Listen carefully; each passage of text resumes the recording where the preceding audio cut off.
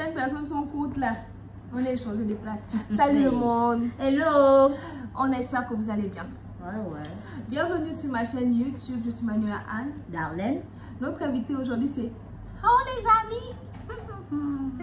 Donc on va pouvoir enfin refaire la vidéo sur les études au Ghana. Pour tous ceux et celles qui sont intéressés par le Ghana, que ce soit juste pour la langue, pour des raisons touristiques, ben nous sommes là pour vous. Okay. Voilà. Donc, la question du loyer. Une chambre, cuisine, douche, tout interne, c'est à partir de 50 000. 50 000 en montant, selon les quartiers dans lesquels vous êtes décidé de rester. Si vous entendez, oui, il y a Kassoua, il y a Achalman, tout ça là, c'est très loin et ce sont des quartiers en général dangereux. Vraiment. En général. Achalman Estate, Kassoua. Oh, Aladjo est dangereux. Oui. Oh. Ça c'est même la majorité francophone en fait. C'est pourquoi c'est devenu cher. Voilà. Donc vous avez le loyer à partir de 50 000 francs selon les quartiers et selon votre budget. On paie la maison à l'année et on assiste à un nouveau système. La maison 2 ans. 2 ans déjà. 2 ans et demi, 3 ans. Donc tu dois payer. Maintenant si tu ne peux pas payer, il y a d'autres aussi qui acceptent les mois. Hein. Oui, tu peux mais payer ça, par mois, mais cher. C'est vraiment très cher. Parce que c'est dans les 800 Ghana qui font 80 000 voilà, ou bien 100 000.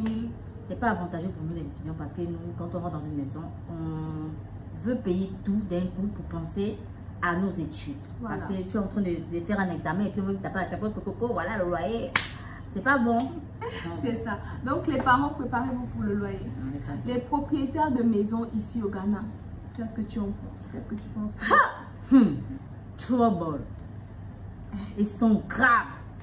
Très graves. Est-ce que ça a déjà dérangé? Ça veut dire en fait que tu dois poser de bonnes questions quand tu cherches la maison. Est-ce que je peux recevoir les gens? Est-ce que s'il y a un portail, est-ce que je peux avoir la clé du portail? Est-ce que je peux rentrer à l'heure que je veux? Parce que si tu ne demandes pas. Parce que on quitte le pays, ton pays, tu quittes ton pays pour venir à l'étranger. Donc tu dois avoir une certaine liberté de sortir, de rentrer quand tu veux, voire même plusieurs mois même. Mais il y a d'autres, quand tu sors, à partir d'une certaine heure, le portail est fermé. Les invités, quand tu invites 2 ou 3 personnes, si la personne fait plus d'une semaine, la personne, tu dois payer par exemple la facture double. Ça, c'est ne dérange même pas en fait. Ils vont te dire tu ne dois pas recevoir. Tu ne dois pas recevoir des visites. Même bonjour, en fait, quelqu'un est venu te rendre visite. Ni des hommes. Non. Donc, c'est très important de prendre une maison où il n'y a pas de non-ordre. La paix. Alors, tu as la paix du cœur, que tu peux bien rester au calme, tu peux mettre ta musique, tu peux faire. Ça ne veut pas dire que tu dois aussi venir déranger les voisins, des trucs comme ça en fait, mais où tu peux être à l'aise. Ouais. Voilà, ça veut dire en fait que tu es parti, ou tu es parti, tu rentres tranquillement, personne ne vient cogner, mais pourquoi tu es sorti et tu es rentré à quelle heure? Ça fait 2 semaines que tu n'es pas là. Pourquoi? Parce que ça c'est grave.